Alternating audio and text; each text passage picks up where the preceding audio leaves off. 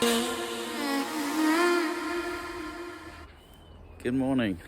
Welcome to England on a deliciously sunny morning, and it's freezing cold. It's 7 degrees C. Back home in Malaysia it's 32 today, so this is going to take some getting used to. I mean, it's a glorious day. When I was obviously growing up here and lived here, it's probably would have been the start of a beautiful day. But, oh, God, it's cold. I've got a t-shirt on. Oh, Leo, this is the t-shirt.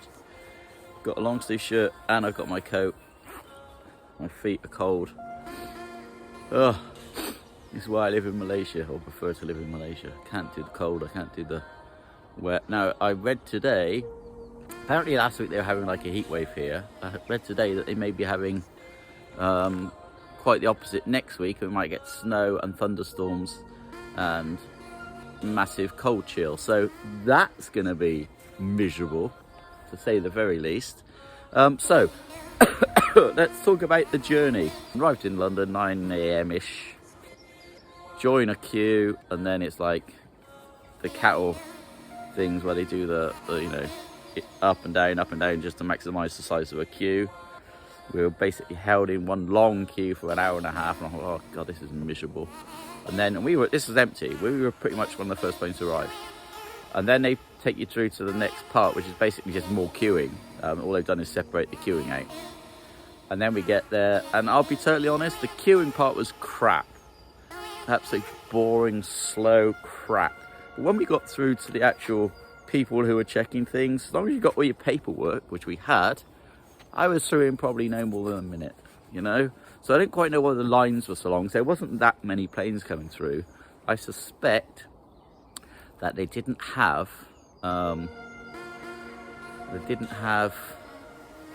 that many people working on the desks to start with. When we got there, I think there were 6 people on the area we were at who were just checking stuff. And they were, as I said, they were fast. They were getting us through. There was no problem at all. So we were through by just after 11. So it took just over 2 hours. Then we had to wait, because our coach down to Somerset, where I live, was not until 5 p.m. So me and my wife had to hang around. So we thought we'd go to, there's a coffee place there, Coffee Nero in the airport. But we kind of misunderstood the changes. We thought that England now was like opened up, but it hasn't. So although this is in an airport and it's massive, we can go in, we can buy a cup of coffee, but you can't sit down and drink it. You have to take it outside of the inside the airport shop, outside into the airport.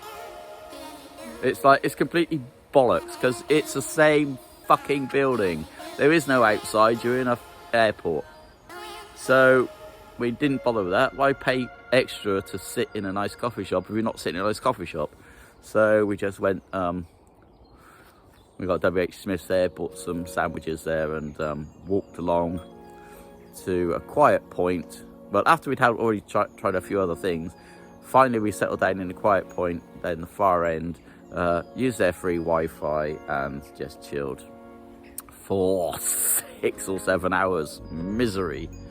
Then we got the coach. The coach was all fine. That was good. Coach brought us down to Bridgewater. Luckily, when we got there, my 2 sisters were waiting for me. My first request was take me to a fish and chip shop, where last night I had my first English fish and chips since my last visit here, which was when my father died, so 2.5 years ago, 3 years ago. But this was just a random fish and chip shop. It was actually run by Iranians. They were really nice guys. I had a really good chat to them. And their fish and chips, the fish was like, I can't do anything because my hand's holding the camera. Probably 10 inches long. Big long piece of fish, fat juicy cod, battered cod. Beautiful chips. I also then saw they had pies. I said, is this a pucker pie? He said, yes, it's pucker pies. Pucker pie is P-U-K-K-A. It's a British pie brand. Their chicken and mushroom pie is frankly the greatest pie I've ever had. And I'm like, I want one. And the thing with pies is they can be like, sometimes these fish and chip shops just have them sitting under like a heat lamp for years. This one was just perfect. It was cooked. Oh my god! And I also got battered sausage, but I ate so much I couldn't get to the battered sausage. So that was great. I got to eat that in the car all the way home. I chatted to the guys. They were Iranians, and I said, "Oh no, you guys Muslim?" Great answer. Sorry, Leo, about this bit, and all my friends in Malaysia, but they went, "Not now, not anymore." So yeah, they were out of that crazy country, and lovely guys. They do go back home to Iran whenever they can, but they seem quite happy in the UK. Then we came to my mum's house where, as I said, my COVID test kit isn't here. I have to sometime today try to phone the bank and try to get some bank cards organised, otherwise we are screwed, we have no money. And I got my Wi-Fi, MiFi dongle thing, which I pushed everything in, plugged in last night, went to bed quite content in the knowledge that I had Wi-Fi. Get up this morning, I've got no Wi-Fi. It's all showing Wi-Fi, but I've got no Wi-Fi, and I don't know why. And I can't take the SIM card out now because I've pushed it in, and so if you don't see this film for months, it's because I've got no Wi-Fi. And obviously I can't just go to a coffee shop and sit down and load one up because we can't go into the coffee shops. Oh yes! And apparently we can't go into pubs either. We can go to a pub, but you can only drink in the garden. It's fucking ridiculous. The good news is I believe that UK seem to have COVID sort of under control at the moment. I think they've got something like half the nation have been vaccinated. We haven't, so that's something we'll have to explore.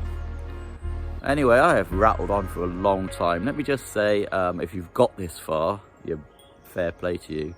This is day 1 of our time in England. Day 2, I suppose, if we count yesterday's arrival. So let's call it day 2. I'll see you later, I'm done.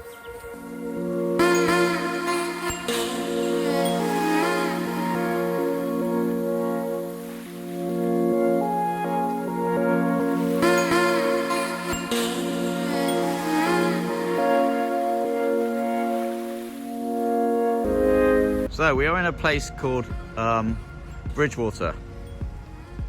Quite beautiful old properties, as you can see.